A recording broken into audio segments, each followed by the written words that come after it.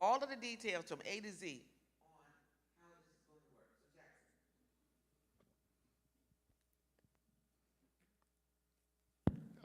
All right, thank you, Madam Chair. Thank you, Madam President. When Senator Lucas says jump, you say how high, so Yeah. we're just gonna go right in.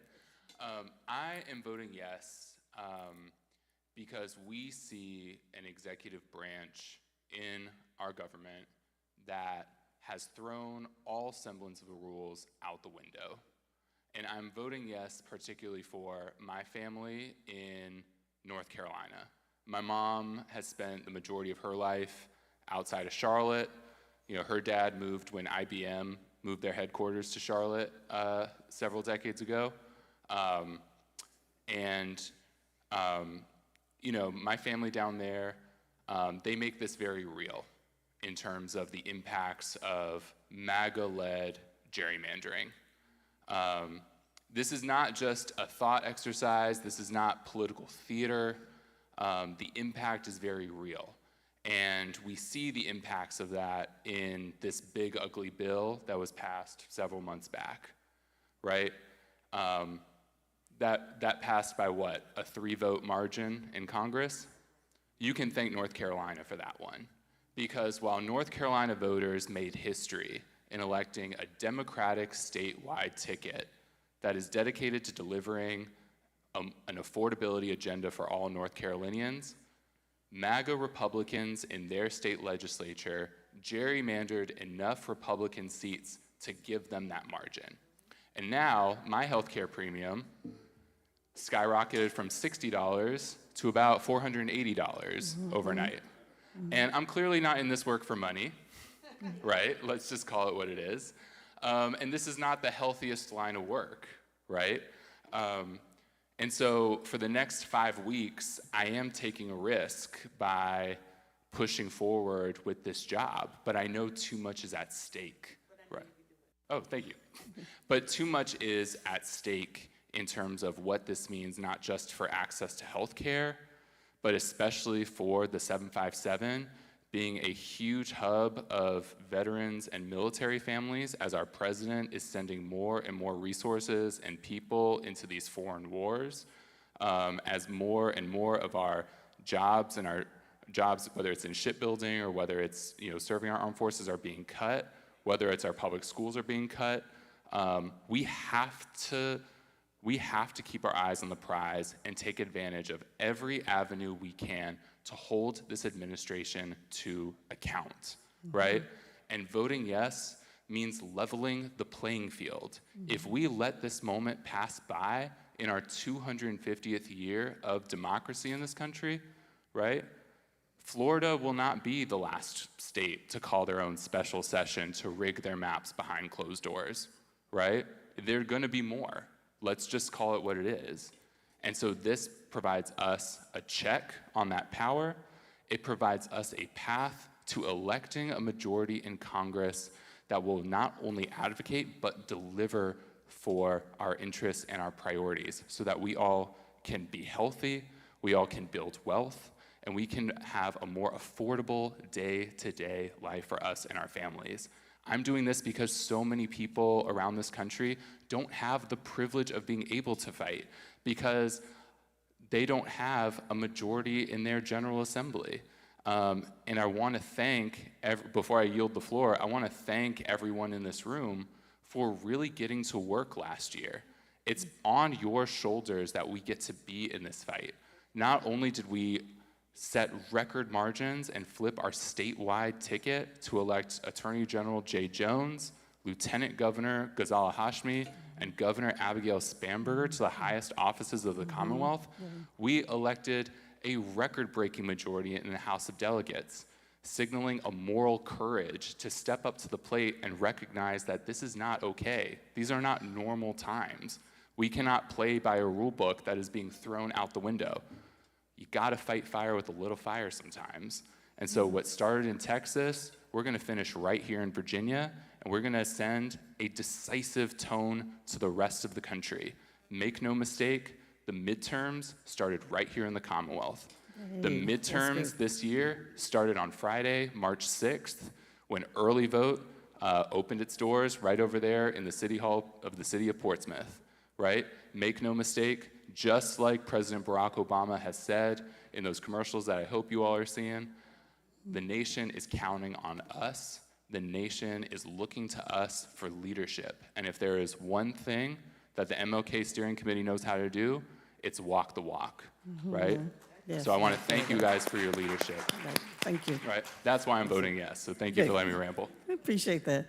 So Delegate Cliff Hayes, want to tell us why you're voting yes, and then take us into why it is important that voters, not politicians, have the final say on this campaign.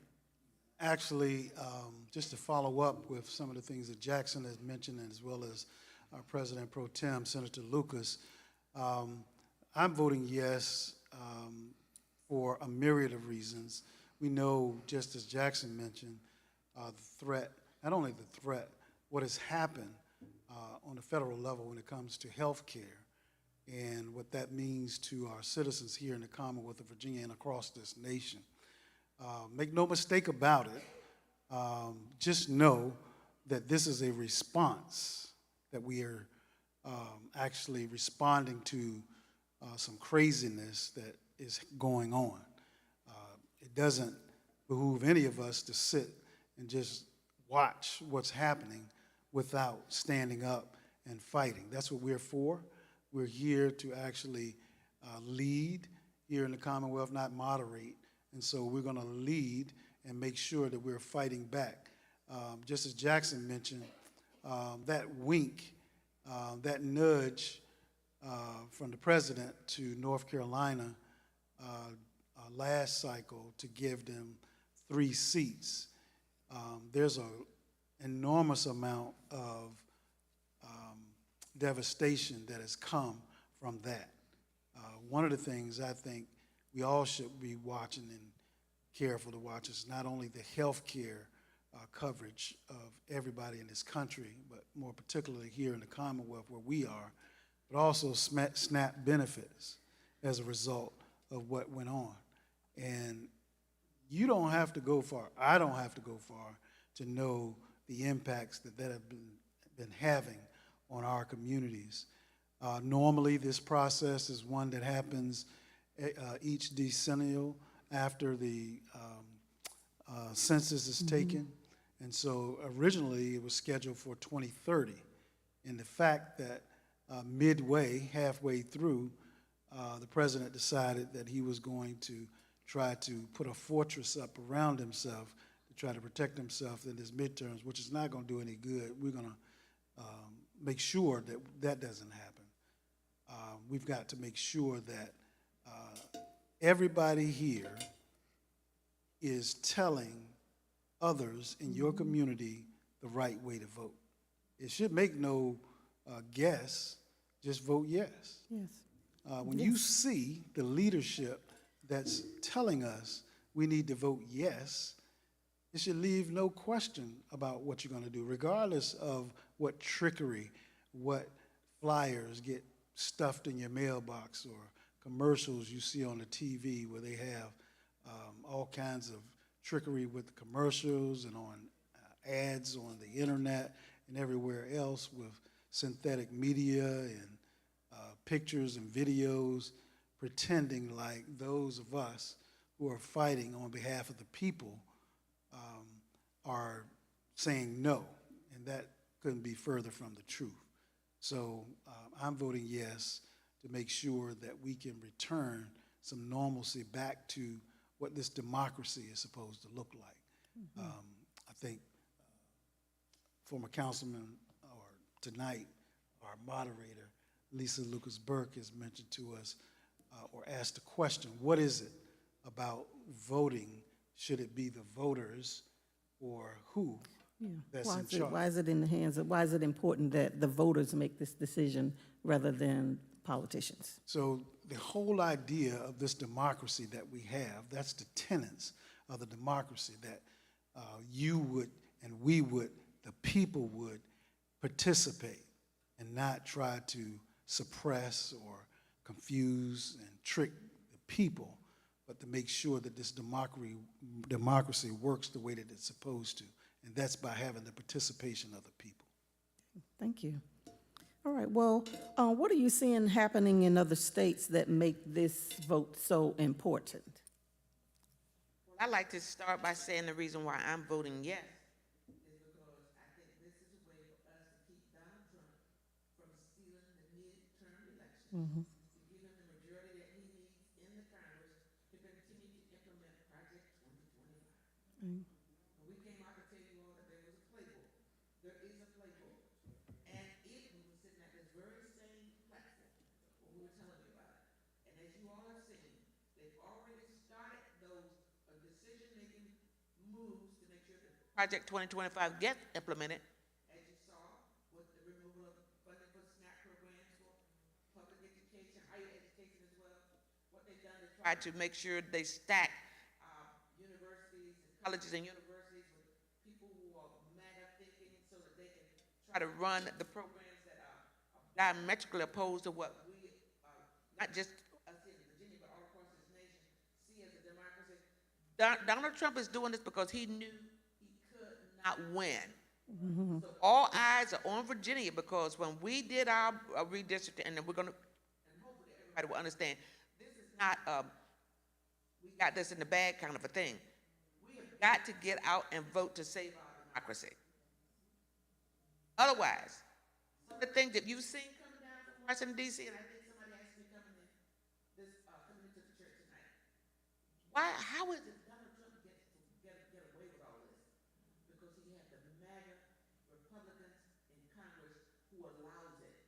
And if he's able to steal the midterm elections, it's going to get worse. And so all eyes are on Virginia because we are in the process of trying to make sure that we level the playing field. And we got to try to make sure that our sister states do the same thing. We are working to save democracy for our children and our children's children. And if you care about your children, your grandchildren, and the future of this nation, it is imperative that you go out and vote yes to this redistricting, to this referendum. And why? Turn it back to the people. What does the Constitution say? We, the people. That's right. This government is in your hands, and so it is up to you to make sure that we save democracy together. Okay, like that. Okay, well, let's shift gears a little bit. I think some citizens have been receiving some mail that's in opposition to what we're presenting tonight, some racial literature, some Jim Crow literature, and even had a visitor to my office that said that, hey, well, here's one with Abigail Spanberger on it. So, and she's saying no to this. So what do we tell our neighbors and our citizens who are conflicted with some of this literature that is being circulated in these communities? It's a trickery. It's a game that's being played on our folks. And the reason why we're putting shoe leather to the metal and to the boots on the ground is to make sure that people understand this is not something that people need to take lightly. When you see Abigail Spanberger saying vote no, you know that's a joke. It doesn't, and if there's ever a question in your mind before you make a decision, ask somebody. I tell my grandkids all the time, what about asking grandmama, don't you understand? Yeah. If ever there's a question in your mind, ask somebody before you go and vote. Because your vote is going to be like your life depends on it. And actually, our future really does. The future of our children's education, health care, you name it, A to Z. Everything that in politics affects you from the cradle to the grave. And for people who say, my vote doesn't count, I would like to give you a lesson in history. Because it affects everything you do. The air you breathe, the water you drink, the roads you drive on, the schools you attend, the insurance that you get, how much you pay or don't pay. It affects every aspect of your lives. So don't be duped by all of the negative campaigns that you're saying is vote no. Anytime you see no, call somebody and say, what does this mean? Because for me, it's a death knell.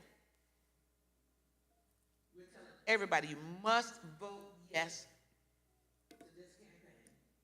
And as we've said before, it's not a permanent thing, it's only a temporary fix until we can get the crooks out of Washington, D.C. Great. Okay, Delegate Hayes, you want to respond to that? Yeah, I'll just follow up again by emphasizing how vigilant we have to be in this day and time. In the rise or greater emphasis and influx of artificial intelligence, we have got to pay closer attention to the things that we see.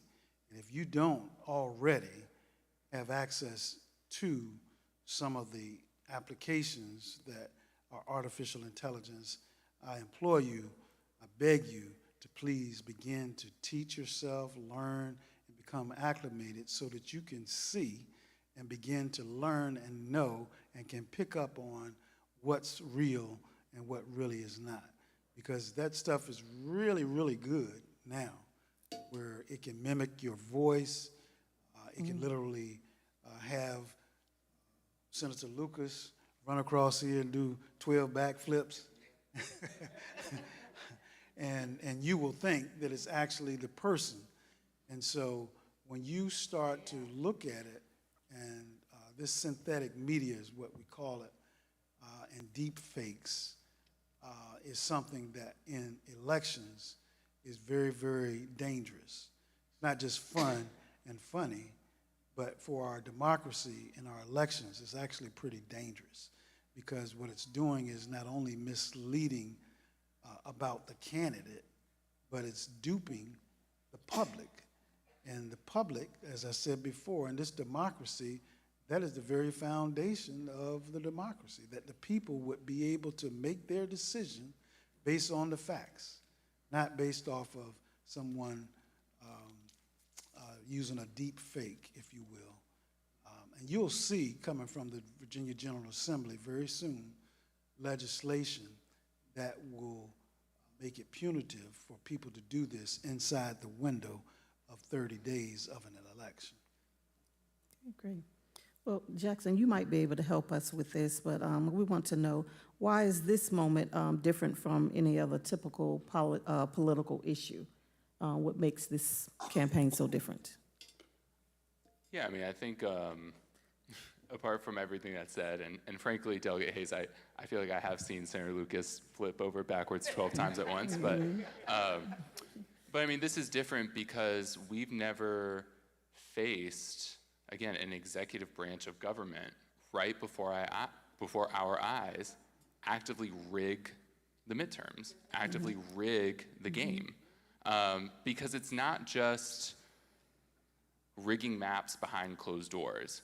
If we let this moment pass by because we want to just conduct business as usual, we're not only going to see a majority being swept under our feet, even if we win the popular vote, even if the majority wins these midterms, right? We're not only going to see a MAGA majority in Congress, we're also going to see the Voting Rights Act completely gutted even further, wiping out 12.5 minority majority, black majority seats across the US South, being wiped away clean, right? The difference is the urgency, and the difference is the scale, and the difference is the blatantness of this. Just like Madam President Pro Tem said, right?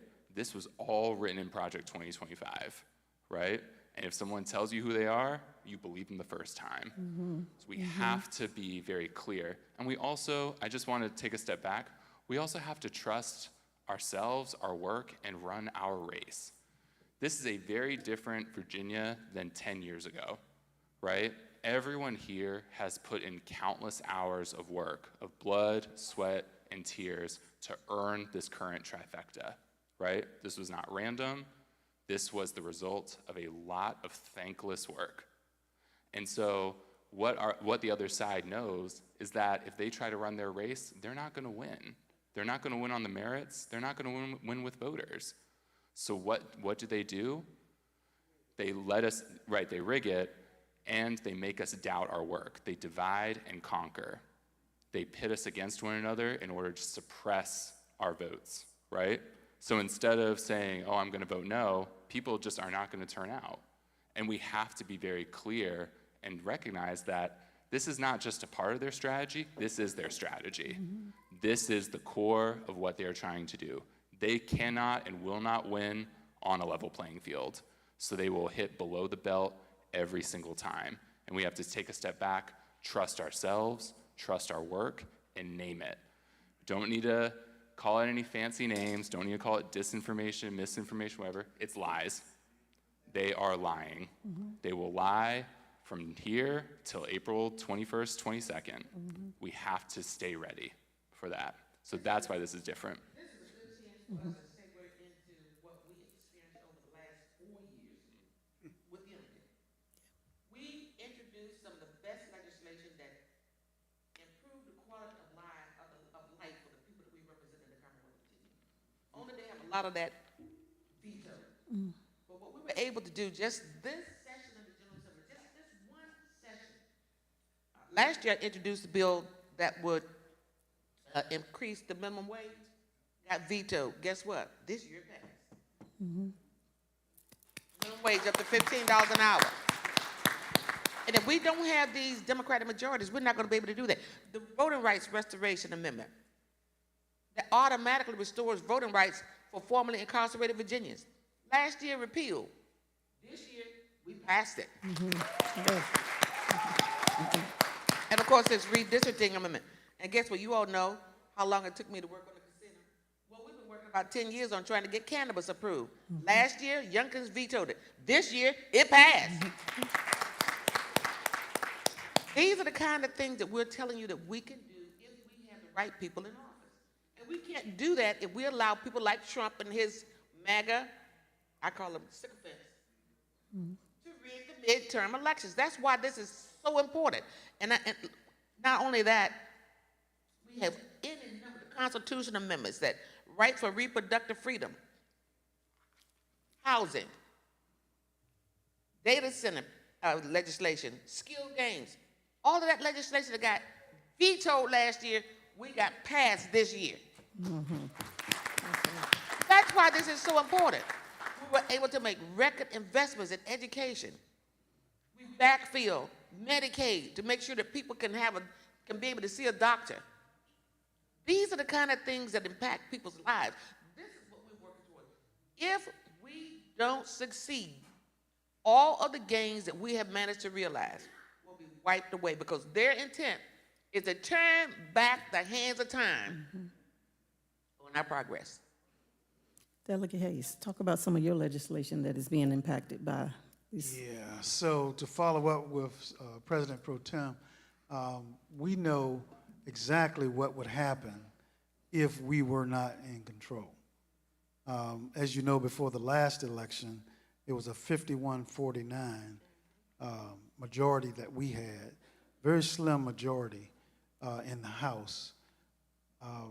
And while that was the case in the status, many of the Republicans began to put in legislation to try to repeal many of the gains that we've actually had and had made. When it comes to Medicaid expansion and how so many people have access to quality, affordable health care now because of the good work that we've done, there are folks on the other side still trying, but you won't fall for it. I think you sent a resounding message because last election we grew from 51-49 to 64 members in the House to their 36. And so there's a wide margin for us to, and you have spoken resoundingly and have given a mandate for what you believe Virginia's policies ought to look like. And so we're happy to make sure that the other side understands just that. Good, like that. Okay. So what happens if our citizens who are undecided decide that, well, somebody else will do it and we're not going to vote and this fails? What would that look like for Virginia? If we're not able to hold the line on this 10-1 map, and you all know I've been all over the social media since last August. I think they're calling me the queen of 10-1 map. I think I was probably one of the first people in Virginia who was saying 10-1, but I think it kind of caught on, and thank God that it did, because we could go from 6-5 to 10-1, only in this short term now. We're not talking about something that's gonna be permanent. Just until we get past the midterm, midterm, and then in 2030, we'll do something different. Is because we need to make sure that, for example, I'm able to give a $200 rebate back to our voters this year because we're controlling the budget. When you talk about affordability, people don't believe you're making life affordable for them unless you're doing something to help them. So in addition to all of the other things that we've done, we've got the rebates that are going back to our citizens. We put money in for affordable housing. We even put money in that will help people for first-time home ownership. You're not able to get these kind of things if you have many Republicans in office.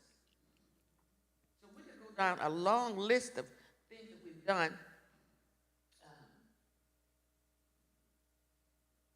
that we would not ordinarily be able to do without the majority that we have in the General Assembly.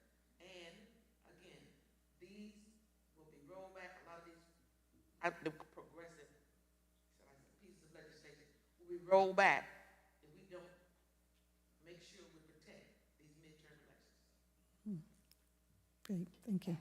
Delegate Hayes, you want to add? I would just say that we have to have partners on the federal, state, and local level, at every single level, doing the good work of the people, working in lockstep, and making sure that the people come first.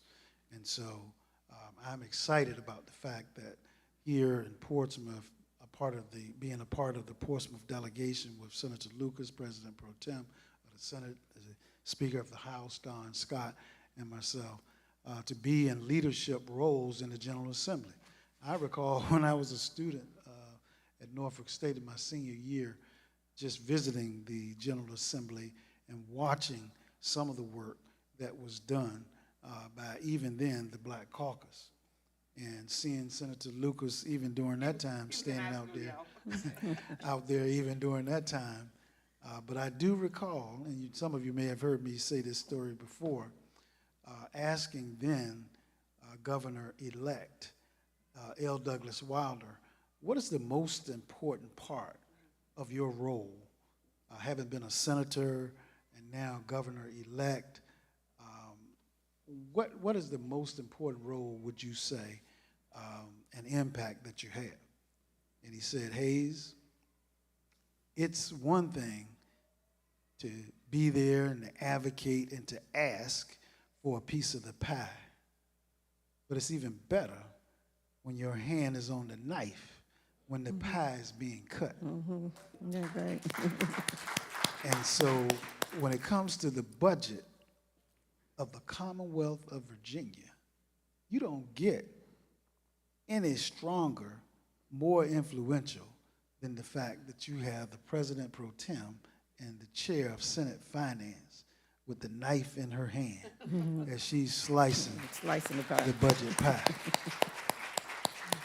I'm blessed to be on appropriations in the House and chair capital outlay and general government.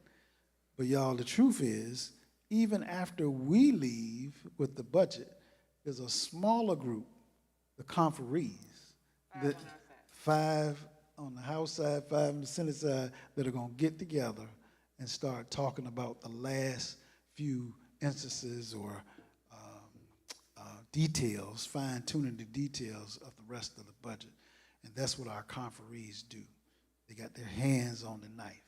I don't care what legislation you have, it's not going anywhere, it's not going to do anything if there's some money involved that needs to go along with it, unless you come by and talk to President Pro Tem and Chair of Senate Finance in the Senate, and then House Chair Appropriations, Luke Torian.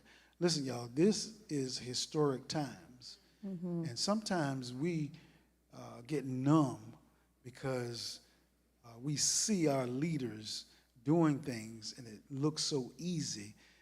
It looks easy because they are very good at it. It's not easy work at all. But understand, when will we ever, or when have we ever, had the President Pro Tem and the Chair of Senate Finance in one person, right? And at the same time have the Speaker of the House, right from the same city, the same locality. When has it happened? And the IT guru. Yes. And listen, Yes. with all of this AI stuff and fact that we need to make sure that we're engaged and we're connected, this globe is what it's all about. Our kids aren't competing against folks from another state. It's actually folks from around the world. And so we need connectivity everywhere, everywhere. And even here in the city of Portsmouth, you'll see we have a cyber bus, actually, that's in the budget. And we're going to see if we can hold on to that and make sure that not only are we making sure our kids are ready and that they can go to places to learn about these careers, but the information and the training can come to our neighborhoods with this cyber bus to make sure that our students and our kids are whetting their appetites with what's going to actually run our country. Great. There are so many things that the average citizen doesn't know about what we do in the legislature. For example, this year we formed several caucuses. We have a caucus for the first time that we call it HBCU caucus. To make sure we look out for historically black colleges and universities. First time, historic. Never have we ever had a caucus like that. And we endeavor to try to make sure that HBCUs get their fair share of the pie. So when we start slicing that pie, we want to make sure that our universities, who previous years have not gotten the same kind of share of the education pie, but with the delegation that we have now, we're in a better position. It to is, make sure. it is not by accident that you can get excited when you step on Norfolk State's campus. Right. When you step on Virginia State's campus. Yeah. And even with the creativity, you can step on Hampton's campus. You can step on Virginia Union's campus. We're getting resources to those HBCUs as well. But that's not by accident or happenstance. So we need you to spread the word that when you're on the campus and you see these nice facilities and things are happening on the campus, it's because of the great work that folks have their hand on the knife when the pie is being cut. Okay. Yeah, I was so excited because this session of the General Assembly, we saw college president, college and university presidents at the General Assembly every single week. That's great. That's important.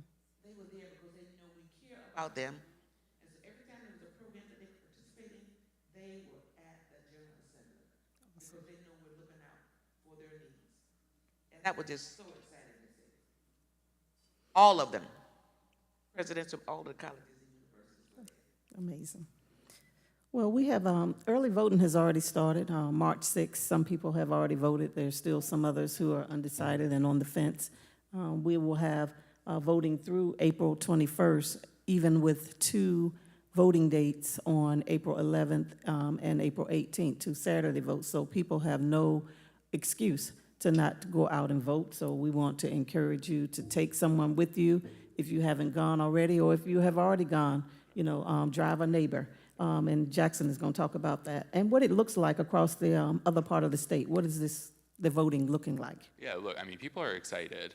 So for anyone who's saying that this is unique and this is low turnout, I don't know what planet they're living on. People are locking in, and the other side is locking in too, right? This will always be a tight race. But I want to focus, and thank you for letting me interject, Madam Moderator, on the importance of early voting. How it's so easy to do in Portsmouth because it is right across the City Hall. Yep. Remember in 2023, right? I had the privilege of flinging myself down to Portsmouth for the first time to help this young lady next to me win, at the time, the most expensive state Senate primary in Virginia history. I will let you in on a little tidbit from what we took from that race. Our margin of victory, Senator Eloise Lucas's margin of victory in that very tight primary, can be fully explained by early vote. By early vote specifically in Portsmouth, right?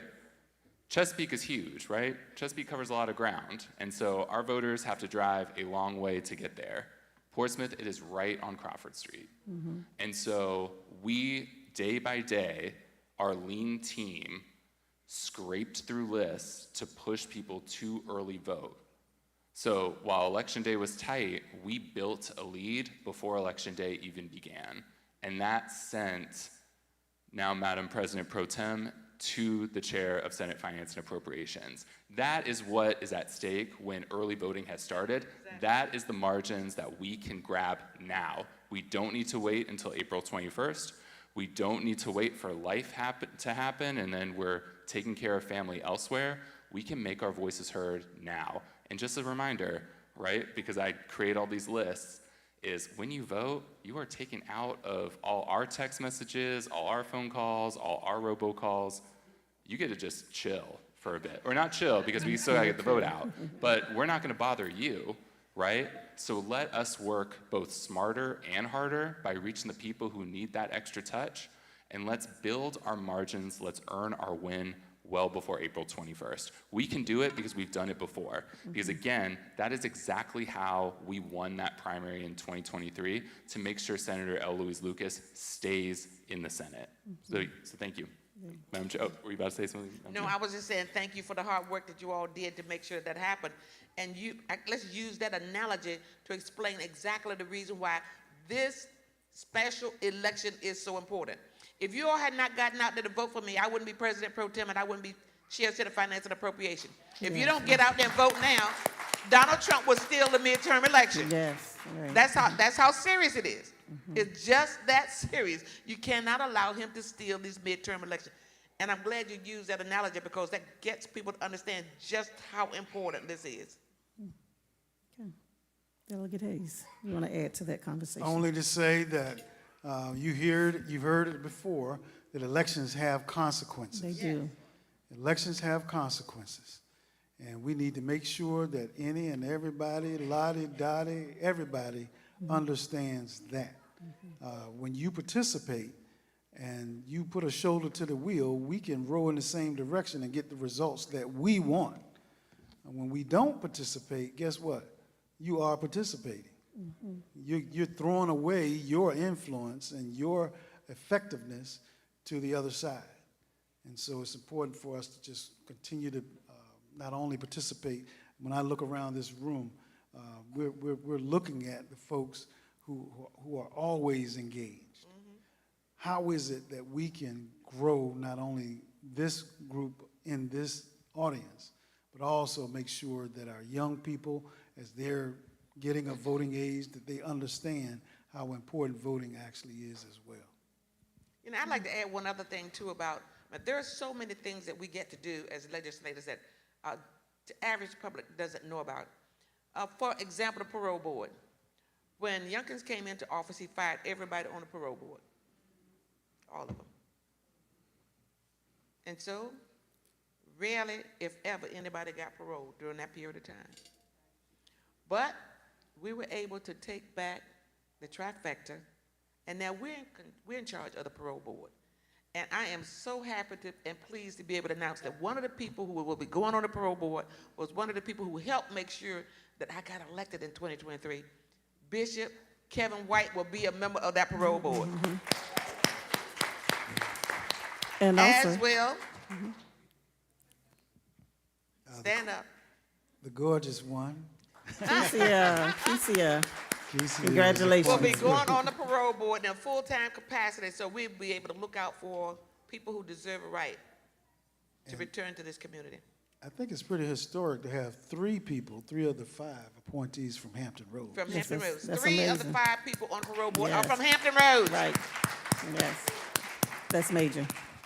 Well, MLK has been doing a lot of work to get this message out, and Jackson, I don't know if you see other groups across the state that are doing similar things, but we need to be an army of 110 plus to get the message out. MLK will also have already visited Fourth Baptist and Grove Baptist churches to get the message out.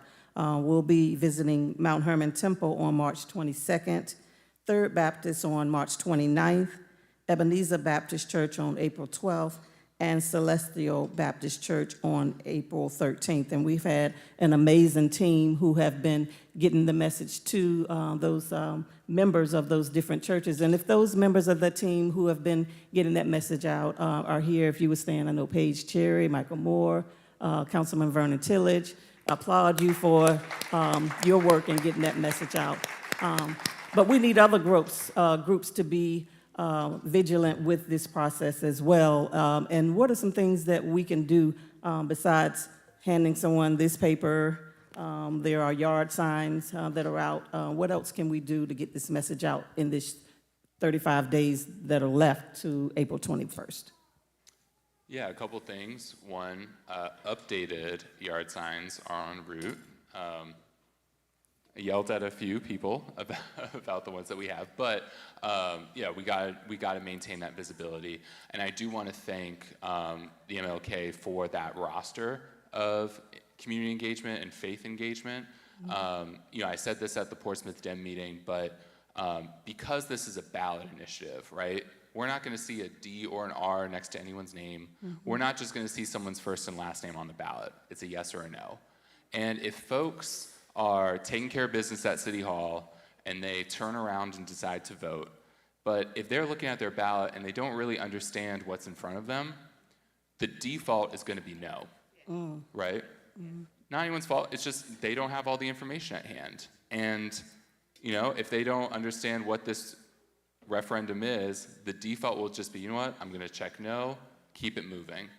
So we have to actively push people to yes, right? I think the most effective thing we can do is not just get out into certain spaces, but to honestly just go through our own contacts and just make sure we are tripling, quadrupling, quintupling this vote, because the numbers don't lie, right? We can play the President Obama ads all day long, but the most effective way to get people to yes is when they hear about this from someone they know and they trust in their community, right? To decode what is up with these mailers, to decode what is up with these text messages.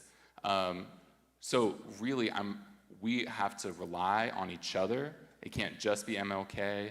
It can't just be the Democrats. It can't just be Senator Lucas. It can't just be Delegate Hayes. We all have to work in lockstep to make sure we are getting into communities that really might have just heard about this online, maybe saw a YouTube ad, but have no idea that voting is 20% done in early vote already, right? A lot of people, when we are on doors, tens of thousands of conversations had already across the Commonwealth. The most common response I get was, oh, I support this, but I didn't realize this was a now thing. I thought this was a midterm thing. I thought this was a November thing. I thought this was a next year thing. Right now, right? So we just cannot take any of this for granted. So if there's a couple things we can do is one, keep the message and keep going into spaces we know and literally go through our contacts. And secondly, get out in person, right? Because when you are face to face with someone, you can break that momentum that Delegate Hayes outlined in terms of all the algorithms and the mess and the deep fakes that people might be seeing. You can break that in real time with a face-to-face chat, right? The doors that we're knocking, 9 out of 10 people say yes, right? Half of them are voting on election day, half of them are voting early, right? But they are making a plan in real time. And when people voice their plan on their own, in their own words, on their own terms, they're exponentially likely to follow through because they're making the plan for themselves, right? So that is the most effective thing we can do, is talk to folks we know, make sure everyone has a vote plan. And if you are voting by mail, we need to get those back into your registrar ASAP. Because there's all these delays and all of these changes with the postmarking policy with USPS. We cannot take anything for granted. We cannot procrastinate on this. We are not in college where we're pulling all-nighters the night before an assignment is due. We gotta turn in that ballot back in right now, right? To bank our vote and to bank this lead. So again, talking to folks we know, knocking a door, and then also just making sure that we are returning our mail ballots that are out there. There are tens of thousands of yes votes that are just sitting on coffee tables right now. There are tens of thousands of yes votes that might honestly be hanging near the trash can. We cannot let that happen, right? We need to bank these votes now, and we need to make sure that for the next 35 days, we are working 200% to make sure that everyone knows exactly what is at stake and the power they have in their vote to hold this administration to account. I just want to, if I may, Yes, Delegate Hayes. please, whatever we do, remember, yes. That's it. That's it. We're saying a whole lot of stuff up here. Right. The answer is Yes. yes. Yes, it is. Period. The answer is yes. Because what's going to happen, I guarantee you, is that when you go to the polls, you're going to see some folks that look like you, and they're not for the yes side. And as the saying goes, all skin folk Yeah, maybe. ain't kinfolk. That's it. So you have to be able to decipher and discern and know the message that you're hearing from your leaders. And so no matter who it is standing up there saying vote no, you already know which way that you're going to vote. And we need that same message to go across to all of our neighbors, our family members, our friends, our church members. We need everybody to know and to run the same play. And the play is yes, period. No matter who it is that's standing there telling you to vote no. No matter what you see in your mailbox that comes in the mailbox, vote yes. All right, well, we've had a robust dialogue here, and there were some greeters at the door that were handing out this literature. I want everybody to take at least 2, maybe 3, and give one to somebody before tomorrow, before Friday. I was in the grocery store, and someone was talking about the vote yes, and they had received some of the Jim Crow literature, and so I talked to 3 different ladies before I made it to the checkout line, and all my literature was gone. So people are curious, they want to know. Some are confused, especially our seniors, because that's who they target, that's who they believe they can persuade to be misled by the negative ads and campaigns that are out there. So see the greeters on the way out. Make sure you take 2 or 3 of these and share it with someone. We want everyone to be an informed voter, and we want them to be empowered to vote yes. It is okay to vote yes. So panelists, is there anything else that we may need to share with our audience today before we close out?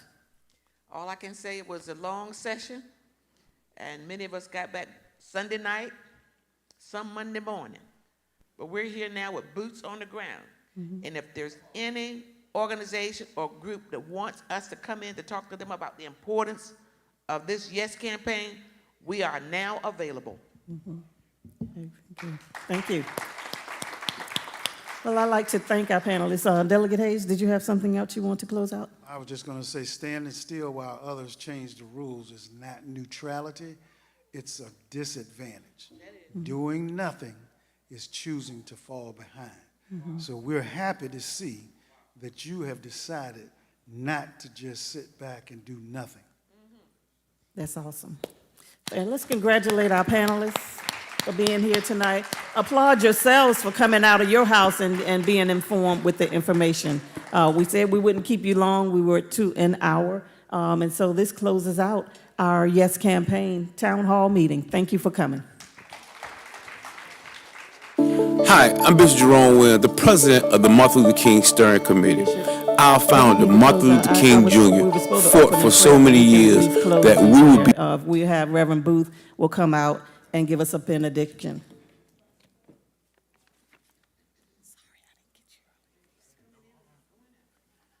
Good evening. Let us pray together. Let us bow. Almighty and all-wise God, we thank you and we honor you for such a time as this, that we get to come together, Lord, and you will continue to pour into us the wisdom and knowledge to go out, that we will be informed in the citizenship in which you've called us to be. So we thank you even now for all that you have for us and all that you're going to guide us with. God, continue to order our footsteps in your work, your will, and your way. And we'll be forever grateful to give your name all the praise, the honor, and the glory. For it is in Jesus the Christ's name we ask it all, and together we say amen.